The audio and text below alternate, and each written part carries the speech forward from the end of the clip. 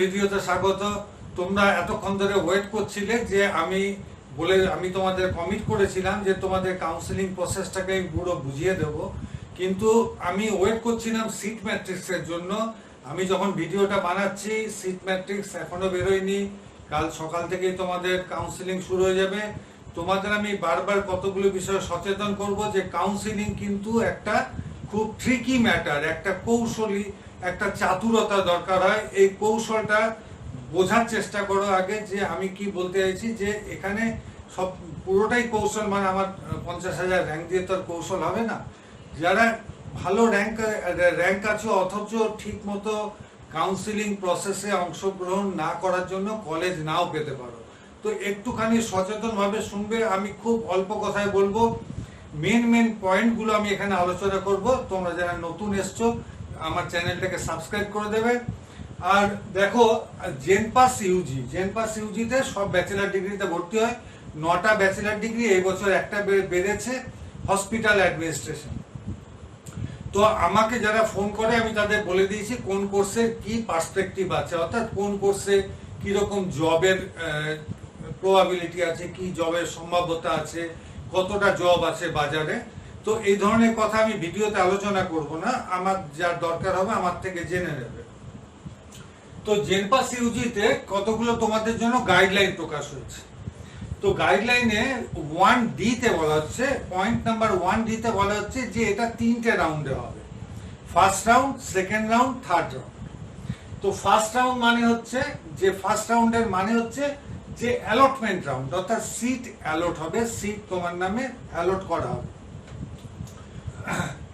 Second রাউন্ডের কিন্তু প্রধান উদ্দেশ্য হচ্ছে আপগ্রেডেশন, এবং তৃতীয় রাউন্ডের মপ আপ রাউন্ড, অর্থাৎ ঝাড়পোছ করে যে কটা সিট আছে সবটাতে ফিল আপ করে দেওয়া। আমাদের যে বা তোমাদের যে প্রধান টার্গেট থাকবে যে ফার্স্ট রাউন্ডে সিট পাওয়াটা। ফার্স্ট রাউন্ডে এনি সিট একটা দখল করা আগে ফার্স্ট রাউন্ডে একটা সিট পেতে হবে। তো ফার্স্ট রাউন্ডে সিট পেতে গেলে অ্যালটমেন্ট রাউন্ডটাকে আমাকে খেলতে হবে। দ্বিতীয় রাউন্ড হচ্ছে আপগ্রেডেশন। এই রাউন্ডে অ্যালটমেন্ট খুব কম হয়, ম্যাক্সিমাম 1 থেকে 2% অ্যালটমেন্ট হয়। নতুন মানে ফ্রেশ অ্যালটমেন্ট, নতুন সিট যে দেওয়া হয় সেটা বড়জোর 1 থেকে 2%। আর মপ আপ রাউন্ডে যেগুলো বেঁচে থাকলো সিট। এবার হয় কি, কিছু নার্সিং এর সিট আছে, যারা তোমরা নার্সিং এর কলেজগুলোতে যখন ফিল আপ করবে তোমরা ওয়েবসাইট থেকে জেনে নাও যে পার্টিকুলার নার্সিং কলেজগুলোর কত ফিস। এর আগের বছর আমার যে অভিজ্ঞতা হয়েছে, প্রচুর মেয়েরা যে প্রাইভেট কলেজ নিয়েছে, নেওয়ার পরে সেটা তাদের সামর্থ্যের বাইরে। অর্থাৎ ওই জন্য প্রথম থেকে খুব সচেতনভাবে ব্যাপারটাকে ডিল করতে হবে। যে প্রথমেই জেনে নেওয়া যে এটা আমার সামর্থ্যের বাইরে, ঠিক আছে ওই কলেজে আমি যাব না। এরপরে কি ভাবে প্রেফারেন্স হয়, কে কিভাবে কলেজ চুজ করে সেটা আমি পরে আসছি, কে কিভাবে কলেজটা নেয়। 1E তে বলা হচ্ছে যে registration only before first counselling, অর্থাৎ তোমাকে কিন্তু তুমি যদি কাউন্সিলিং এ অংশগ্রহণ না করো প্রথম কাউন্সিলিং এ, তাহলে কিন্তু তুমি আর অন্য কোনো কাউন্সিলিং এ অংশগ্রহণ, অর্থাৎ সেকেন্ড রাউন্ড বা থার্ড রাউন্ড কাউন্সিলিং এ অংশগ্রহণ করতে পারছো না। অর্থাৎ প্রথম রাউন্ডেই কিন্তু তোমাকে রেজিস্ট্রেশনটা করিয়ে নিতে হবে। এবার 1F এ বলা আছে যে রেজিস্ট্রেশন ফি হচ্ছে 300 টাকা, যেটা নন রিফান্ডেবল, অর্থাৎ অফেরত যোগ্য, ফেরত দেওয়া হবে না। 1G তে বলা আছে no conversion of vacant seat into of reserve category to general category, অর্থাৎ যেগুলো ধরো অনেক সিট আছে যে রিজার্ভ ক্যাটাগরির সিট, সেই রিজার্ভ ক্যাটাগরির সিটগুলোকে দেখা যায় যে অনেক সময় ফিল হয় না। তো সেগুলোতে যারা জেনারেল ক্যান্ডিডেট থাকে তারা এক্সপেক্ট করে যে এটা বোধহয় ছেড়ে আমাদের নামে কনভার্ট হয়ে যাবে, মানে জেনারেল ক্যাটাগরি। বাট সেটা কিন্তু বোর্ডের এখতিয়ারভুক্ত নয়, বোর্ড সেটা করবে না। অর্থাৎ যে West Bengal joint entrance board যারা পরীক্ষা নিয়েছে বা কাউন্সিলিং প্রসেসটাকে চালাচ্ছে, তারা কিন্তু এই ব্যাপারটাতে এখতিয়ারভুক্ত নয়। তাদের ব্যাপারে আরেকটা জিনিস এখতিয়ারভুক্ত নয়, সেটা হচ্ছে যে আমি ফার্স্ট রাউন্ডে তুমি একটা কলেজে সিট পেয়েছো, সিট পেয়েছো প্রাইভেট কলেজে, তুমি ফিস দিয়ে ভর্তি হয়ে গেছো, অ্যাডমিশন ফিস দিয়ে। এবার সেকেন্ড রাউন্ডে তোমার কলেজটা হয়ে এসে গেছে সরকারি কলেজ, যেটা তোমার চাহিদা ছিল, তুমি ভেবেছিলে একটা সরকারি কলেজ পেতে। এইটা তোমার সেকেন্ড রাউন্ডে হলো। এই সেকেন্ড রাউন্ডে যখন হলো, তোমাকে এই ফার্স্ট রাউন্ডে যে কলেজের ফিসটা জমা করেছো, সেই ফিসটা কিন্তু ফেরত নেওয়ার দায়িত্ব তোমার। অর্থাৎ সেই কলেজ তোমাকে ফিস ফেরত দেবে কি দেবে না, কি কতটা দেবে, এর জন্য কিন্তু জয়েন্ট এন্ট্রান্স বোর্ড কোনো দায়িত্ব নেবে না। জয়েন্ট এন্ট্রান্স বোর্ডের শুধু কি যেটা ফি, যেটা সিট অ্যাকসেপ্টেন্স ফি আছে, অর্থাৎ আমি আসনটাকে অ্যাকসেপ্ট করলাম, সেই ফিসটাকে কনভার্ট করা মানে আমার প্রথমে প্রাইভেট কলেজে ছিল, সেখান থেকে সেকেন্ড রাউন্ডে গভর্নমেন্ট কলেজে হলো, তো সেই ফিসটা 1000 টাকাটা কনভার্ট হয়ে যাবে। অর্থাৎ সেই টাকাটা আমাকে আর দ্বিতীয়বার দিতে হবে না। বাট অ্যাডমিশনের টাকাটা কিন্তু তার জন্য West Bengal joint entrance board তার দায়িত্ব নেবে না। এই ব্যাপারটা মাথায় রাখবে একটু সচেতন ভাবে। এবার বলছে 2 নম্বর পার্টে যেটা আছে সেটা হচ্ছে রেজিস্ট্রেশন। এই রেজিস্ট্রেশন পার্টে তোমাকে 2A তে তোমাকে যেটা চাওয়া হবে রেজিস্ট্রেশনে, যে তোমার পার্সোনাল ডিটেলস, অর্থাৎ তোমার নাম ধাম, একাডেমিক ডিটেলস, তুমি 12-এ কত পেয়েছো, ক্লাস 10-এ কত পেয়েছো, এবং ব্যাংক ডিটেলস। ব্যাংক ডিটেলস যদি কোনো টাকা ট্রান্সফার হয়, তোমার নামে কোনো টাকা ব্যাক আসে, ফেরত আসে, সেটা যে আসবে তার জন্য প্রথমেই তারা ব্যাংক ডিটেলসটা নিয়ে রেখে দেবে। 2B এর বিতে আছে পাসিং স্ট্যাটাস, ব্র্যাকেটে পাস্ট অবলিক NA, মানে নট অ্যাপ্লিকেবল। তো গেল বছরে আমি দেখেছি প্রচুর ছেলে মেয়ে ভুল করেছে প্রপার সাবজেক্টে, তারা পাস মার্কটা দিতে, ফুল মার্কসটা দিতে ভুল করেছে। অবটেইনড মার্কস মানে একটা সাবজেক্ট ধরো 100 মার্কের, তার পাস মার্ক হচ্ছে 30, আমার অবটেইন মার্কস হচ্ছে 46, সেগুলো ক্লিয়ারলি দেবে। এবার ধরো আমার কোনো একটা সাবজেক্ট নেই, সেটাকে কিন্তু সেখানে কিচ্ছু দেবে না, সেটা NA হবে। NA মানে নট অ্যাপ্লিকেবল। অর্থাৎ আমাদের কি, তোমাদের প্রচুর ছেলে মেয়ে আছে যাদের ঘরে হয়তো কম্পিউটার নেই, তারা গিয়ে সাইবার ক্যাফে থেকে সাহায্য নেয়। তো সেখানে কিন্তু মাথা ঠান্ডা রেখে করবে, তার নির্দেশ অনুযায়ী চলবে না। সাইবার ক্যাফে গেল বছর প্রচুর ছেলে মেয়েকে এইভাবে মিসগাইড হয়ে গেছিল সাইবার ক্যাফে থেকে। তার জন্য খুব মাথা ঠান্ডা রেখে, এবং একটা জিনিস আমি বারবার বলি, আগে ভিডিওতেও বলেছি, যে কাউন্সিলিং করার আগে যত কলেজ আছে কলেজগুলোকে সাজিয়ে নাও। যেটা আমি সিট ম্যাট্রিক্সের জন্য ওয়েট করছিলাম, যে সিট ম্যাট্রিক্সটা এলে বা তুমি যখন রেজিস্ট্রেশন করবে, তখন তোমার কাছে পুরো সিট, তুমি কোন কোন কলেজের কোন কোন কোর্সের জন্য এলিজিবল, সেই কলেজগুলো তোমাকে শো করবে। সেগুলো প্রথমে লিখে নাও, লিখে নিজের মনের মতো সাজাও আগে, সাজিয়ে তারপরে তুমি কোনো সাইবার ক্যাফেতে যাবে। কিভাবে সাজাবে আমি পরে আসছি। এরপর আছে চয়েস ফিলিং। 3 নম্বর পয়েন্ট আছে চয়েস ফিলিং। 3-এর এতে বলছে যে যখন তোমার রেজিস্ট্রেশন হয়ে গেল, তখন তোমার সামনে কোন কোন কোর্সের জন্য এবং কোন কোন কলেজে তোমার কাছে এলিজিবল তুমি, সেগুলো চলে আসছে। আরেকটা জিনিস যেটা আমি বলে দিচ্ছি, যে সেটা তোমরা নিশ্চয়ই জানো, যে BSc নার্সিং কোর্সটা কিন্তু শুধুমাত্র ফিমেলদের জন্য। এখানে কি হবে, যখন একজন ফিমেল বা একজন মেয়ে ক্যান্ডিডেট যখন খুলবে, মেয়ে স্টুডেন্ট, তার কাছে কিন্তু সে BSc nursing as well as বাকি 8টা কোর্সের জন্যই এলিজিবল দেখাবে। অর্থাৎ তার কাছে সমস্ত কোর্স থাকবে। যারা ছেলেদের আমি যখন লিখবো আমি মেল, তখন কিন্তু BSc নার্সিং আমার আর অপশন দেবে না, আমাকে শুধু প্যারামেডিক্যালের যে কোর্সগুলো আছে 8টা কোর্স, সেগুলোর অপশন আমার কাছে আসবে। এবার 3C তে বলা হচ্ছে অ্যারেঞ্জ প্রপারলি। এই অ্যারেঞ্জমেন্টটা হচ্ছে একটা তোমার খুব এক্সারসাইজের জিনিস, মানে আমি কিভাবে অ্যারেঞ্জ করব। অ্যারেঞ্জ করার জন্য তোমাকে প্রথমে ঠিক করতে হবে যে তোমার, এবার বিভিন্ন লোকের তো বিভিন্ন চাহিদা থাকে, এবার মানুষের যেমন রুচি থাকে বিভিন্ন, কেউ মারামারির বই দেখতে, সিনেমা দেখতে ভালোবাসে, কেউ গানের সঙ্গীতের সিনেমা দেখতে, কেউ রোমান্টিক সিনেমা দেখতে, তেমনি মানুষের কিন্তু এক্ষেত্রেও চয়েস গুলো আলাদা হয়। কিরকম চয়েস হয়, যে প্রেফারেন্স কি হয়, কলেজের প্রেফারেন্স, যে আমি গভর্নমেন্ট কলেজ ছাড়া পড়বো না, কেননা আমার বাবার সামর্থ্য নেই, আমার গুরুজনের সামর্থ্য নেই আমাকে প্রাইভেট কলেজে পড়াবে, তাহলে গভর্নমেন্ট কলেজগুলোকে প্রথমে রাখতে হবে। এবার কারো আছে না আমি পার্টিকুলার এই কোর্সটাই করব, আমি বিএসসি নার্সিংই করব, আমি বিএসসি সিসিটি করব, আমি বিএমএলটি করব, আর অন্য কোনো কোর্স করব না। অর্থাৎ কোর্সের কারোর থাকতে পারে, সেটা গভর্নমেন্ট হোক প্রাইভেট হোক, তো কোর্সের প্রেফারেন্স থাকতে পারে। এছাড়া প্রেফারেন্স থাকতে পারে কি সিটি, অর্থাৎ আমি বড় শহরে থাকবো, কোনো মফস্বল জায়গায় যাব না। কারো আবার একটা ব্যাপার থাকে যে আমি নর্থ বেঙ্গলেই থাকবো, আমি সাউথ বেঙ্গলে যাবো না। আবার সাউথ বেঙ্গলের ছেলে মেয়েদের অনেকে থাকে না, আবার নর্থ বেঙ্গল অনেক দূর, আমি আমার ছেলে মেয়ে সাউথ বেঙ্গলেই থাকবো। এরপর আছে কেউ ভাবছে না আমি হোম টাউনেই থাকবো, অর্থাৎ আমার মেদিনীপুরে বাড়ি, মেদিনীপুরে যদি পাই তো পড়বো, নাহলে পড়বো না, কলকাতায় হোস্টেল খরচা আমি দিতে পারবো না। কারো আবার না কলকাতা সেটা আমি বেরোবো না। তো একটা হোম টাউনের একটা ব্যাপার থাকে।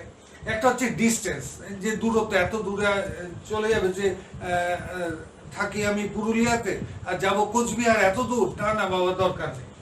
তো অর্থাৎ মানুষ কিন্তু তুমি মনে করো না যে সবাই কিন্তু একই রকম চয়েস ফিল করছে। অর্থাৎ তোমার র্যাঙ্ক হয়তো 500 আছে, তুমি মনে করছো আমি বিএমএলটি পাবো না, বাট তোমার আগে যে ছেলেরা বা মেয়েরা আছে তারা কিন্তু বিভিন্ন চয়েসের মধ্যে দিয়ে আসছে, অর্থাৎ তুমি পেলেও পেয়ে যেতে পারো। তো এইটা হচ্ছে যে মানুষের বিভিন্ন দৃষ্টিকোণ থাকে, তার দেখার, তার ভাবার, তার নিজস্ব তার রুচিবোধ থাকে। এবং আদার কারণ থাকতে পারে যে বাবা অসুস্থ, মা অসুস্থ, ঘরে এরকম আমার প্রবলেম, আমি গেলে হবে না। তো এইটা হচ্ছে এই প্রবলেমগুলোর উপর কিন্তু সবার কিন্তু চয়েসগুলো আলাদা আলাদা হয়। সুতরাং তুমি যদি তোমার ওপেন হয়, অর্থাৎ আমি যেখানে খুশি পড়বো, আমি যত খুশি টাকা কোর্স ফি দেবো, সেক্ষেত্রে তোমার কাছে অপশন বেশি, সেক্ষেত্রে তুমি মাথা ঠান্ডা রেখে তোমরা এইগুলো সাজাবে। এই সাজানোটা খাতায় লিখে নেবে আগে, খাতায় লিখে নিলে ফিল করতে সুবিধা হয়। এছাড়া যদি তারপরেও মনে হয় না একটু উপর নিচে করব, তো এখানে আপ ডাউন অপশন থাকে। আপ ডাউন যেমন ধরো আমি প্রথমে লিখেছি এনআরএস, নীলরত্ন সরকার মেডিকেল কলেজ, তারপর লিখেছি ক্যালকাটা মেডিকেল কলেজ, তারপর লিখেছি পিজি মেডিকেল কলেজ, তারপর লিখেছি আরজিকর। আমার মনে হলো না না না, আমি আরজিকরকে 2-এ নিয়ে যাব। তখন আরজিকরে গিয়ে সিলেক্ট করে আপ করলে আরজিকর 3-এ যাবে, তারপর আবার আপ করলে আরজিকর 2-এ যাবে। সাইমালটেনিয়াসলি আমার মনে হলো না, এনআরএস কে আমি 3-এ নিয়ে আসবো, তো ডাউন করবো, এনআরএস এ সিলেক্ট করে এনআরএস কে ডাউন করলে 2-এ আসবে, আবার এনআরএস কে ডাউন করলে 3-এ চলে আসবে। এইভাবে আমি লাস্টে শেষ অবধি অ্যারেঞ্জ করতে পারি। এবং এই করার পরে ট্রাই টু, এখানে কিন্তু ওরা মানে বোর্ড তোমাকে বলছে যে চেষ্টা করো ম্যাক্সিমাম অন্তত 20টা চয়েস দাও, 20টা চয়েস দাও, পারলে সবকটাই চয়েস দাও। যে তোমার এখানে দেখো এই কম্পিটিশনের যুগে সিটটা পাওয়া হচ্ছে বড় কথা। আমি যেটা বলেছি যে রাউন্ড 1-এর সিটটা পাওয়া কিন্তু একটা বড় কৌশল। রাউন্ড 1-এ পেয়ে গেলাম, তার মধ্যে কিন্তু আমার ম্যাক্সিমাম আপগ্রেডেশন হয়ে যায়। অর্থাৎ রাউন্ড 1-এর সিটটা অ্যাচিভ করা একটা বড় টার্গেট থাকবে তোমাদের, আশা করছি। এবং ম্যাক্সিমাম নাম্বার ইনস্টিটিউট, ম্যাক্সিমাম যদি আমার কোনো কোর্সে চয়েস না থাকে, কোনো ইনস্টিটিউটে চয়েস না থাকে, তাও আমি তখন অনেকগুলো চয়েস আমি দেবো, অন্তত 20টা দেওয়ার জন্য বোর্ড তোমাকে কিন্তু ইনস্টিগেট করছে। 4 নম্বর পয়েন্টে আসছে চয়েস লকিং। চয়েস লক কিভাবে হয়, যে তুমি চয়েসগুলো ফিল করলে, এবার ফিল করে এটাকে কিন্তু সঙ্গে সঙ্গে লক করো না, এটা আমার অ্যাডভাইস। ওটাকে সেভ করে রাখো। ধরো তুমি কালকে করলে, পরশু করলে, তোমার 11 তারিখ অব্দি সময় আছে, তুমি এটাকে সেভ করে রাখো। কেননা তুমি মাথা ঠান্ডা করে বাড়িতে বা অন্যান্য তোমার পাড়া প্রতিবেশী আত্মীয় স্বজন কিন্তু অনেক রকম অ্যাডভাইস দেবে, তখন তোমার মনে হতে পারে না আমার এই কলেজটাকে আগে রাখা উচিত, ওই কলেজটাকে পেছনে। সেই অনুযায়ী ওর জন্য আমি বলছি সেভ করে রাখো, প্রথমেই চয়েস লক করবে না, এটা আমি বারবার বলি। তো চয়েসটা লক করো না, সেভ করে রাখো, তারপরে একদম লাস্ট ডেটে লক করো। যদি তুমি লক করতে ভুলেও যাও, যদি তুমি লক করতে ভুলে যাও, বা যখন লক করতে গেলে সবাই বিকেল 5টার সময় গিয়ে সাইবার ক্যাফেতে ভিড় করলো, কেউ লক করতে পারছে না, হ্যাং করে গেল সাইট, তখন কিন্তু এইটা কিন্তু অটো লক হয়ে যাবে। এটা যেটা তোমার সেভড আছে, যে যতগুলো ইনস্টিটিউট যেভাবে অ্যারেঞ্জ করা আছে, সেই সেভ প্রোগ্রামটা অটো লক হয়ে যাবে। সুতরাং সেটা নিয়ে টেনশন করো না, সেভটা করে রাখবে। রাউন্ড 1 অ্যালটমেন্ট, যেটা 5 নম্বর পয়েন্টে, সেখানে 5 সিতে বলছে যে যখন যে ডেটে তোমার প্রকাশ হওয়ার কথা, সেই ডেটে যখন প্রকাশ হবে তখন প্রথমে লগ ইন করো, লগ ইন করলেই তুমি ওটা দেখতে পাবে। ফার্স্ট রাউন্ডের রেজাল্ট বেরোবে সম্ভবত 18 তারিখে, 18 অক্টোবর, সেদিনকে তুমি লগ ইন করে দেখে নাও যে কি সিট পেয়েছো। 5 ডিতে বলছে সিটটা পাওয়ার পরে আপনি সিট অ্যাকসেপ্টেন্স ফি 1000 টাকা পেমেন্ট করুন। পেমেন্ট করলে তাহলে সিটটা তোমার কনফার্ম হলো। যদি পেমেন্ট না করো, যদি আনপেড থাকো, তাহলে ডিবার্ড হয়ে গেলে, অর্থাৎ তুমি কাউন্সিলিং প্রসেস থেকে বাইরে হয়ে গেলে ফর অল দ্য রাউন্ডস। বাকি যে সেকেন্ড রাউন্ড বা থার্ড রাউন্ড মপ আপ রাউন্ডে তুমি কিন্তু কাউন্সিলিং এ বাইরে হয়ে গেলে। সুতরাং 1000 টাকা তখন তোমাকে সিট অ্যাকসেপ্টেন্স, অর্থাৎ সিট পেলে সঙ্গে সঙ্গে যে রাউন্ডেই পাও, ফার্স্ট রাউন্ডে, সেকেন্ড রাউন্ডে, মপ আপ রাউন্ডে, সিট অ্যাকসেপ্টেন্স ফি কিন্তু 1000 টাকা দিতে হচ্ছে। সেই দেওয়াটা দিয়ে সেটাকে সিটটাকে লক করতে হবে। 5 নম্বর পয়েন্ট আছে আবার ডকুমেন্ট ভেরিফিকেশন। এবার 5.1 এতে বলা হচ্ছে report to the allotted institute, অর্থাৎ যে ইনস্টিটিউটটা তোমার নামে অ্যালটমেন্ট এসছে সেখানে তুমি যাও। গিয়ে 5 ডিতে বলছে, 5.1.d তে বলছে original and self attested copy গুলো নিয়ে যেতে হবে। অরিজিনাল এবং সেলফ অ্যাটেস্টেড কি কি নিয়ে যাবে না, ক্লাস 10 এর অ্যাডমিট কার্ড অথবা বার্থ সার্টিফিকেট, যেটা তোমার এজ প্রুফ। এছাড়া নিতে হবে 12 ক্লাসের মার্কশিট নিতে হবে, ডমিসাইল নিতে হবে জেনারেল ক্যান্ডিডেটদের জন্য।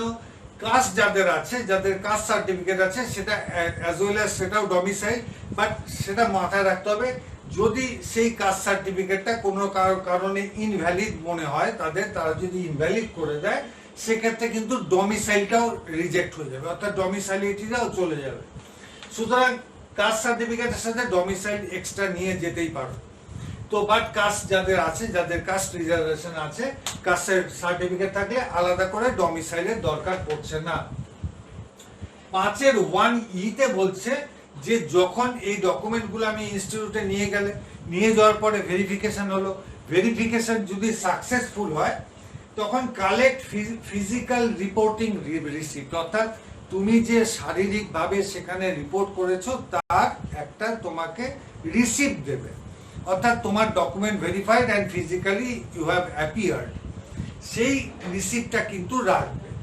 এই রিসিপ্টটা নিয়ে এবার ফিল আপগ্রেডেশন চয়েস, এবার তুমি আপগ্রেডেশন চয়েস ফিল করো। আপগ্রেডেশন চয়েস কিন্তু ফিল করতে হচ্ছে। আপগ্রেডেশন চয়েস কি, যদি ধরো তোমার চয়েস নাম্বার 1, তোমার চয়েস নাম্বার 1 ছিল এনআরএস, তুমি এনআরএসটা পেয়ে গেছো, সুতরাং তোমার তো আর আপগ্রেডেশন হবে না, কারণ এনআরএস এর উপরে তার কিছু নেই, 1 নম্বরটা পেয়ে গেছো, সেক্ষেত্রে তোমার তো আর হবে না। বাট তোমাকে সেখানে ফিল আপ করতে হবে, সেখানে লিখতে হবে নো আপগ্রেডেশন, অর্থাৎ আমার আপগ্রেডেশন চাই না। অবভিয়াসলি তুমি পাবেও না। কেন এইটা ফিল করলে you can participate in mop up round, অর্থাৎ তুমি লাস্টের মপ আপ রাউন্ডে যেতে পারো। তোমার যদি মপ আপ রাউন্ডের সময় মনে হয় যে না আমি কলেজটা চেঞ্জ করতে পারি সিট পেলে, তো সেক্ষেত্রে তুমি মপ আপ রাউন্ডের জন্য তুমি এলিজিবল হয়ে যাবে। আর যদি তোমার 1 নম্বর চয়েসটা পাওনি, 2 বা তার নিচে পেয়েছো, অর্থাৎ সিএমসি পেয়েছো বা পিজি পেয়েছো বা আরজি কর পেয়েছো, 2 বা তার নিচে যে কোনো কলেজ পেয়েছো, সেক্ষেত্রে কি হবে, সেক্ষেত্রে তোমাকে যে ফিল আপটা সেটা তুমি নো করতে পারো, আমার আপগ্রেডেশন চাই না, বাট সেটা তোমার ইচ্ছে। বাট তোমার যদি চাই তবে তোমার আপগ্রেডেশনের যে ফর্মটা আছে সেখানে ইয়েস বলে ফিল আপ করতে হবে। যদি ইয়েস বলে ফিল আপ করে যাও তাহলে তুমি কিন্তু সেকেন্ড রাউন্ড অর্থাৎ আপগ্রেডেশন রাউন্ডের জন্য এলিজিবল হয়ে গেলে, সেখানে তোমাকে আর কিছু ফার্দার করতে হবে না, তোমার অটোমেটিক যদি আপগ্রেডেশন হয় তাহলে সেকেন্ড রাউন্ডে অটোমেটিক আপগ্রেডেশন হবে। এইখানে আরেকটা জিনিস মাথায় রাখতে হবে আমাদের, যে এই যে সবাই ভাবে যে কিভাবে অ্যালটমেন্টটা হয়, অর্থাৎ ধরো তোমার র্যাঙ্ক হচ্ছে 682, তো 681 জনের পরে যখন 682 নম্বর তোমার নামটা যখন বিচার সভায় উঠবে, অর্থাৎ কম্পিউটারে হয়তো গোটা কাউন্সিলিং প্রসেসটা, যখন বিচার সভায় উঠবে সেটা যদি ফিজিক্যালি হতো একই হতো। সেখানে তুমি যতগুলো চয়েস দিয়েছো সেই চয়েসগুলোকে পর পর বিচার করবে কম্পিউটার, পর পর 1 নম্বর থেকে। 1 নম্বর এনআরএস, না সিট নেই, হলো না। 2 নম্বর সিএমসি, না সিট নেই, হলো না। 3 নম্বর পিজি, না সিট নেই, হলো না। 4 নম্বর আরজি কর, হ্যাঁ সিট আছে, দিয়ে দাও, 4 নম্বরটা দিয়ে দাও। এরপর কিন্তু আর 5-এ যাবে না কম্পিউটার, তোমার 4 নম্বরে গিয়ে তুমি পেয়ে গেলে, তোমার 4 নম্বর চয়েসে পেয়ে গেলে। এইভাবে তুমি যদি 100টা 200টা অপশন দাও, 200টা অপশনই কিন্তু বিচার হবে। অর্থাৎ তোমার যতগুলো কোর্স আছে, যতগুলো কলেজ আছে, তুমি প্রত্যেকটা কলেজের প্রত্যেকটা কোর্সের জন্য তুমি চয়েস দিতে পারো। যদি ফিমেল ক্যান্ডিডেট হয় তার সাথে বিএসসি নার্সিং যোগ হয়ে যাবে, অর্থাৎ তার চয়েসের সংখ্যা আরো বেশি হয়ে যাবে যদি সে প্যারামেডিক্যাল ইন্টারেস্টেড হয়। আর ছেলেদের জন্য প্যারামেডিক্যালের সমস্ত কলেজ, সমস্ত কোর্স কিন্তু সে চয়েস হিসাবে ফিল আপ করতে পারে। সেকেন্ড রাউন্ডে যেখানে আপগ্রেডেশন প্রসেস হচ্ছে, সেখানে কি হচ্ছে, যেটা 6.5 হু গট ফ্রেশ অ্যালটমেন্ট, অর্থাৎ খুব কম সংখ্যক, আমি বলেছি যে কিছু সিট আছে যেটা সেকেন্ড রাউন্ডে অ্যালটমেন্ট হয়। অর্থাৎ ফার্স্ট রাউন্ডে একটা ছেলে চান্স পেয়েছে, চান্স পাওয়ার পর সে নিটে চান্স পেয়ে গেছে, সে সিটটা নেয়নি, সে নিটে চলে গেছে, সেই সিটটা সেকেন্ড রাউন্ডে কিন্তু ফ্রেশ অ্যালট হবে। নতুন যদি অ্যালট হয় তখন তাকে কি প্রসেস মেনটেন করতে হবে না, 5D তে কি ছিল, অ্যাকসেপ্টেন্স ফি দাও 1000 টাকা। 5.1A তে কি ছিল, রিপোর্ট টু দ্য অ্যালটেড ইনস্টিটিউটে যাও। তারপরে 5.1D অরিজিনাল এবং সেলফ অ্যাটেস্টেড কপিগুলো দেখাও, এবং তারপরে সেখান থেকে একটা কালেকশন রিপোর্ট দেবে যে ফিজিক্যাল রিপোর্ট রিসিপ্ট নাও এবং সেখানে অ্যাডমিশন নাও। এটা হচ্ছে পরপর স্টেপগুলো কিন্তু সেম থাকবে যে রাউন্ডে সিট পাও। এবার হচ্ছে থার্ড এবং শেষ, যেটা হচ্ছে mop up round. Mop up রাউন্ডে কি হচ্ছে, 7B তে বলছে except debarred or have withdrawn. এখানে সবাই অংশগ্রহণ করতে পারছে। কারা পাচ্ছে না, যারা ডিবার্ডেড হয়ে গেছে, অর্থাৎ কোনো রাউন্ডে সিট পেয়েছে ফার্স্ট বা সেকেন্ড রাউন্ডে, বাট অ্যাকসেপ্টেন্স ফিটা দেয়নি, সে ডিবার্ডেড হয়ে গেল, অর্থাৎ সে কাউন্সিলিং প্রসেস থেকে বাইরে হয়ে গেল। কেউ উইথড্র করেছে, ওই যে ছেলেটা নিতে পেয়ে গেছে বা মেয়েটা পেয়ে গেছে, সে উইথড্র করে নিয়েছে যে আমি আর কাউন্সিলিং করাবো না। তো এরা ছাড়া কিন্তু সবাই অংশগ্রহণ করতে পারছে। এখানের জন্য আবার তোমাকে ফিস দিতে হবে 200 টাকা, 200 টাকা, যেটা নন রিফান্ডেবল। 7FA বলছে এখানেও তোমাকে সিট পেলে, কিন্তু যদি তোমার আগের রাউন্ডে সিট পেয়ে থাকো তাহলে সিট অ্যাকসেপ্টেন্স ফি তোমাকে আর কখনোই দিতে হবে না। ফার্স্ট রাউন্ডে পেয়েছো বা সেকেন্ড রাউন্ডে মপ আপে আবার সিট পেলে সিট অ্যাকসেপ্টেন্স ফি কিন্তু তোমাকে একবারই দিতে হবে, বারবার দিতে হবে না। কিন্তু যদি তুমি কলেজে পয়সা জমা করে থাকো তা সেটা ফেরত নেওয়ার গুরু দায়িত্বটা তোমার, সেটা বোর্ডের কোনো দায়িত্ব সেক্ষেত্রে নেই। যদি ফ্রেশ অ্যালটমেন্ট মপ আপ রাউন্ডে কেউ সিট পেল, তারও process same 5D, 5.1A and 5.1D এবং অ্যাডমিশন নাও, অর্থাৎ অ্যাকসেপ্টেন্স ফি জমা করা, রিপোর্ট করা, সমস্ত ডকুমেন্ট ভেরিফিকেশন করানো এবং অ্যাডমিশন নেওয়া। তো এইগুলো ছিল মোটামুটি আমাদের রাফ আইডিয়া একটা। এর পরেও যদি কোনো অসুবিধা হয় আমাকে ফোন করবে। সকাল 10টা থেকে 1টা অবধি আমার ফোন খোলা থাকে, সন্ধ্যেবেলায় আমার ক্লাস চলে, ওর জন্য আমি সন্ধ্যেবেলায় ফোন তোমাদের নিতে পারি না। তো বন্ধুরা, তো ভালো থাকবে, তোমাদের শুভ কামনা করে আজকে ভিডিওটা শেষ করছি।